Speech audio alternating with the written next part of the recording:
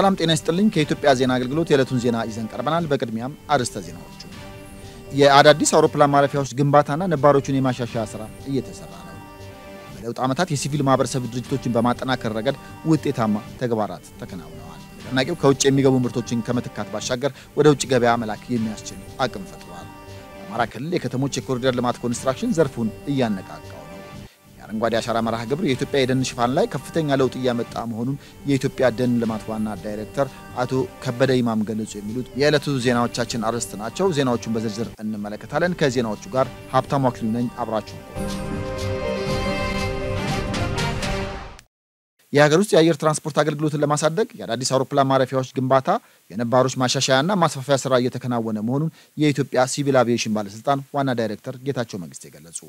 ዋና ዳይሬክተሩ ለኢዜአ እንደገለጹት የአየር ትራንስፖርት መሰረተ ልማት ግንባታ ላይ በትኩረት እየተሰራ ነው። በኢትዮጵያ በአሁኑ ወቅት 23 አውሮፕላን ማረፊያዎች መደበኛ የአየር ትራንስፖርት አገልግሎት እየሰጡ መሆናቸውን ተናግረዋል። በተጨማሪም 22 የአነስተኛ አውሮፕላን ማረፊያዎች በባለስልጣኑ እውቅና አግኝተው አገልግሎት በመስጠት ላይ እንደሚገኙ ጠቁመዋል። በፌደራል መንግስት 5 ኤርፖርቶች እየተገነቡ እንደሚገኙ ጠቅሰው ነባሮቹ ላይም የማስፋፊያና የማሻሻያ ተግባራት እየተከናወኑ ነው ብለዋል። የኢትዮጵያ ሲቪል አቪዬሽን ባለስልጣን ከፌደራል መንግስት በተጨማሪ የክልል መንግስታት፣ የከተማ አስተዳደሮች እንዲሁም ባለሀብቶች ኤርፖርት እንዲገነቡና እንዲያስተዳድሩ የሚያስችል መመሪያ ማውጣቱንም ገልጸዋል። በዚሁ መሰረት 32 አዳዲስ አነስተኛ አውሮፕላን ማረፊያዎችን ለመገንባት ጥያቄ መቅረቡን በመጠቆም ባለስልጣኑ ቦታው ድረስ በመሄድ መረጣ ማካሄዱን አስገንዝበዋል። ወደ ግንባታ የገቡ በጥናት ላይ የሚገኙና የፋይናንስ ማፈላለግ ላይ የሚገኙ መኖራቸውን ነው ዳይሬክተሩ ያነሱት።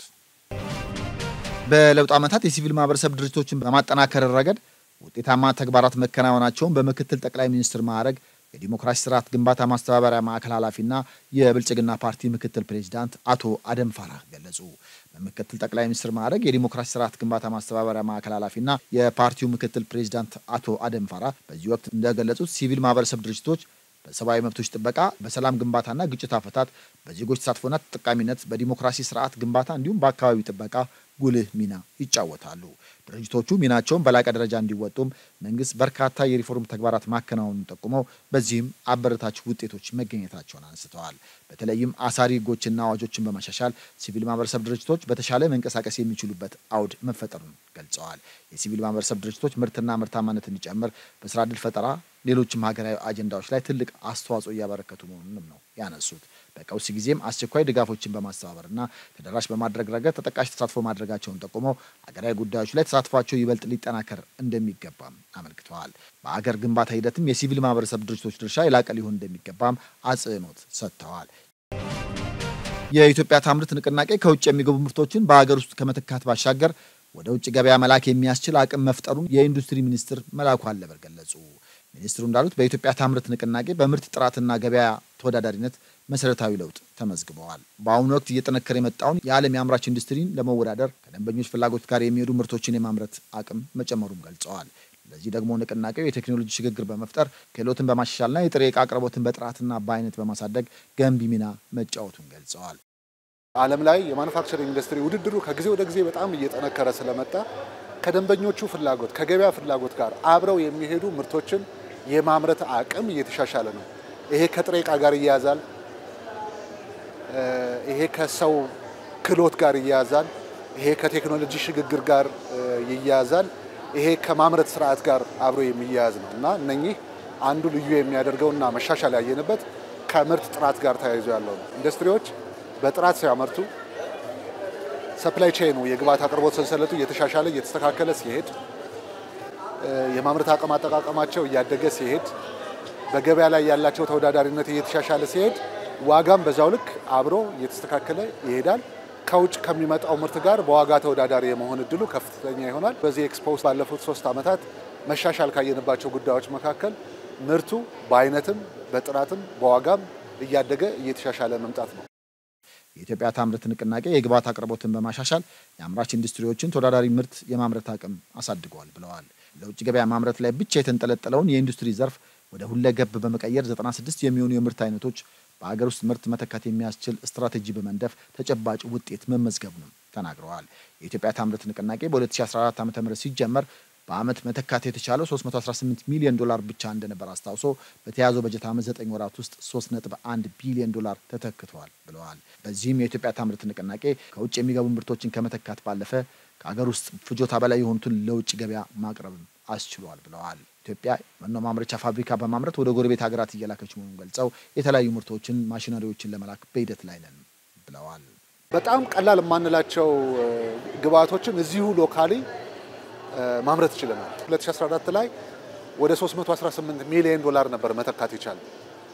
አሁን በ9 ወር ብቻ ወደ 3.1 ቢሊዮን ዶላር መተካት ይችላል። የምርቱ ጥራት አይነቱ እየተሻሻለ እየሰፋ ከመሄዱ ጋር ተያይዞ ነው። አሁን በሱ አልቆመም። መተካት ብቻ ሳይሆን እነዚህ የተካናቸው ምርቶች ከገበያው በላይ በሚሆኑበት ጊዜ ኤክስፖርት የማድረግም ስራ ነው እየተሰራ ያለ። አንዳንዶቹ ማሽኖችንም ጭምር ኤክስፖርት ለማድረግ ፕሮሰስ እያደረግን ነው። ሲኤንሲ ማሽኖችን ፕሮሰስ እያደረግን ነው። የመኖ ማምረቻ ፋብሪካዎችን ወደ ጎረቤት ሀገሮች እየላክን ነው። የሚሊተሪ ዩኒፎርሞችን በየሀገሮቹ ፕሮቶኮል እየተዘጋጀ ኤክስፖርት እየተደረገ ነው። የአማራ ክልል የከተሞች የኮሪደር ልማት የኮንስትራክሽን ኢንዱስትሪን በማነቃቃት የዜጎችን ተጠቃሚነት እያሳደገ እንደሚገኝ በምክትል ርዕሰ መስተዳድር ማዕረግ የከተማ ዘርፍ አስተባባሪና የከተማና መሰረተ ልማት ቢሮ ኃላፊ ዶክተር አህመዲን መሐመድ ገለጹ። በአማራ ክልል በመጀመሪያው ምዕራፍ የአዲስ አበባን ውብ ገጽታ የማላበስ ተሞክሮ በመውሰድ ባህር ዳርን ከጣና ሐይቅ የተፈጥሮ ጸጋዋ ማስተሳሰር ያስቻለ ድንቅ ስራ መሰራቱን ገልጸዋል። በተጨማሪም በጎንደር፣ በደሴ፣ ደብረ ብርሃን፣ በኮምቦልቻ፣ ወልዲያ፣ ደብረ ማርቆስና ሌሎች የክልሉ ዋና የሪጂዮ ከተሞች የኮንስትራክሽን ኢንዱስትሪው ላይ መነቃቃትን የፈጠረ የልማት ስራ እየተሰራ መሆኑን አስታውቀዋል። በከተሞች የሚገነባው የኮሪደር ልማት ስራ በስራ ዕድል ፈጠራና የስራ ባህልን በመቀየር የዜጎችን ማህበራዊና ኢኮኖሚያዊ ተጠቃሚነት እያረጋገጠ እንደሚገኝ ተናግረዋል። በክልላችን ዋና ከተሞች የኮሪደር ልማት በሰፊው ተጀምሯል። ስንጀምር በትንሹ ነው የጀመርነው። በትንሹና በጥራት ጀምረን እነዚህን ስራዎች እያሰፋን እንገኛለን። እንደ መነሻ ለማንሳት በባህር ዳር ከተማ የኮሪደር ልማት የመጀመሪያ ምዕራፉ ተጠናቆ ባህር ዳርን ከተፈጥሮ ጸጋዋ ጋር ባስተሳሰረ መልኩ ከጣና ጋር ባስተሳሰረ መልኩ ተከናውኖ ውብ ሆኗል። ህዝብ በአገልግሎቱን እያገኘ ይገኛል። አሁን የመጀመሪያ ምዕራፍ ተጠናቆ ሁለተኛ ምዕራፍ የኮሪደር ልማት ፕሮጀክት እየተከናወነ ይገኛል። ስለዚህ በአጠቃላይ የኮሪደር ልማት ሲታይ በከተሞቻችን በጎንደርም፣ በደሴም፣ በደብረ ብርሃን፣ በኮምቦልቻ፣ በወልዲያ፣ ደብረ ማርቆስም ላይ ከፍተኛ መነቃቃት የፈጠረና ለተለያዩ ወጣቶች የስራ ዕድል ፈጥሯል። ከዛ በላይ ደግሞ የስራ ባህልን የቀየረ ነው የኮሪደር ልማት ተናግረዋል። በኮሪደር ልማት ላይ ህብረተሰቡ የሚያደርገው የገንዘብና የሀሳብ ድጋፍም የከተሞችን ጸጋ በመለየት ጥቅም ላይ እንዲውሉ እያደረገ እንደሚገኝ ገልጸዋል። የኮንስትራክሽን ኢንዱስትሪው በወቅታዊና ዓለም አቀፋዊ ሁኔታዎች ተቀዛቅዞ መቆየቱን ያነሱት ኃላፊው የከተሞች የኮሪደር ልማት የዘርፉን ተዋናዮች በማነቃቃት ጉልህ አስተዋጽኦ እያበረከተ ነው። የኮሪደር ልማት በክልሉ የሚገነቡ ፕሮጀክቶችን በተቀመጠላቸው ጊዜና በጀት በጥራትና በፍጥነት በመፈጸም በዘርፉ ለተሰማሩ ባለድርሻ አካላት ትምህርትን እየሰጠ እንደሚገኝ ገልጸዋል። የለሚ ሲሚንቶ ፋብሪካ ወደ ስራ መግባት የግብዓት አቅርቦት ችግሮችን በመቅረፍ ለኮንስትራክሽን ዘርፉ መነቃቃት ጉልህ ሚና እየተጫወተ እንደሚገኝም አስረድተዋል። ጠቅላይ ሚኒስትራችን ሀሳብ አመንጭነት በገበታ ለትውልድ በገበታ ለሀገር ከአዲስ አበባ ጀምሮ በተለያዩ የክልል ከተሞች ተከናወነ ያለው በክልላችን ብንመጣና ጎርጎራ ላይ የተፈጸመው ተከናወነው አሁን ደግሞ በሐይቅ ላይ የተከናወነ ያለው ገበታ ለትውልድ ላሊበላ ላይ የተከናወነ ያለው ጎንደር ቤተመንግስት እነዚህ ስናይ ኮንስትራክሽን ኢንዱስትሪው በጥራት በጊዜ የመፈጸም ትልቅ ባህልና ልምምድ ያመጣ ስለሆነ ኮንስትራክሽን ኢንዱስትሪውን ያነቃቃ ነው። ኮንስትራክሽን ኢንዱስትሪው በቀጣይ ደግሞ የበለጠ እንዲጠናከር የተለያዩ ባለድርሻ አካላት በጋራ መስራት ይጠይቃል። ኮንስትራክሽን ኢንዱስትሪውን ከጎዱት አንዱ ነገሮች ግብአት ችግር ነበር። በአሁኑ ሰዓት ደግሞ የለሚ ሲሚንቶ ፋብሪካ መመረቁ እና ወደ ስራ መግባቱ ወደ ምርት መግባቱ ይሄን ችግር ቀርፏል። ስለዚህ የግብአት ጋር ተያያዥነት ያላቸው የሲሚንቶ ችግሮች ተቀርፈዋል። የአረንጓዴ አሻራ መርሃ ግብር የኢትዮጵያን የደን ሽፋን ላይ ከፍተኛ ለውጥ እያመጣ መሆኑን የኢትዮጵያ ደን ልማት ዋና ዳይሬክተር አቶ ከበደ ኢማም ገለጹ። ዋና ዳይሬክተሩ አቶ ከበደ ኢማም እንዳሉት ኢትዮጵያ ለአየር ንብረት ለውጥ የማይበገር ኢኮኖሚን ለመገንባት ከያዘቻቸው እቅዶች መካከል የአረንጓዴ አሻራ መርሃ ግብር ዋነኛው ነው። መርሃ ግብሩ ከዚህ በፊት በተፈጥሮ ደን ላይ ሲደርስ የነበረውን ጉዳት ከመከላከል ባለፈ የደን ሽፋንን እያሳደገ መምጣቱንም አመልክተዋል። ከዚህ ቀደም በተፈጥሮ ደኖች ላይ ከፍተኛ ጭፍጨፋ ሲደርስ እንደነበር አስታውሰው የአረንጓዴ አሻራ መርሃ ግብር ተግባራዊ መደረግ ከጀመረ ወዲህ ግን የማገዶና የግንባታ ግብዓት ፍላጎትን ከማሟላት ባሻገር በደን ሀብት ላይ የሚደርሰው ጉዳት በእጅጉ እንዲቀንስ ከፍተኛ አስተዋጽኦ ማበርከቱንም አብራርተዋል። መርሃ ግብሩ የአፈር መሸርሸርን በመከላከል ግድቦች በደለል እንዳይሞሉ ከማድረግ ባለፈ ወንዞች ዓመቱን ሙሉ ተመጣጣኝ ፍሰት እንዲኖራቸው ዘርፈ ብዙ ጠቀሜታ ማስገኘቱን አውስተዋል። በየዓመቱ 92000 ሄክታር ደን ላይ ሲደርስ የነበረውን ጭፍጨፋ ባለፈው ዓመት በተጠናው ጥናት መሰረት ወደ 27000 ሄክታር መቀነሱ ከፍተኛ ስኬት መሆኑን አቶ ከበደ አስታውቀዋል። የአረንጓዴ አሻራ መርሃ ግብር ቴክኒክ ኮሚቴ ሰብሳቢ ዶክተር አደፍርስ ወርቁ በበኩላቸው በመርሃ ግብሩ ባለፉት ዓመታት ከተተከሉ ችግኞች ውስጥ የአገሪቱን የደን ሽፋን ለማሳደግ የሚያስችሉ ከ40 እስከ 48 በመቶ የሚሆኑት የደን ዝርያዎች መሆናቸውን ገልጸዋል።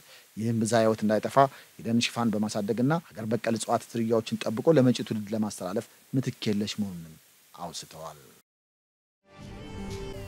አበቃ። ሰላም።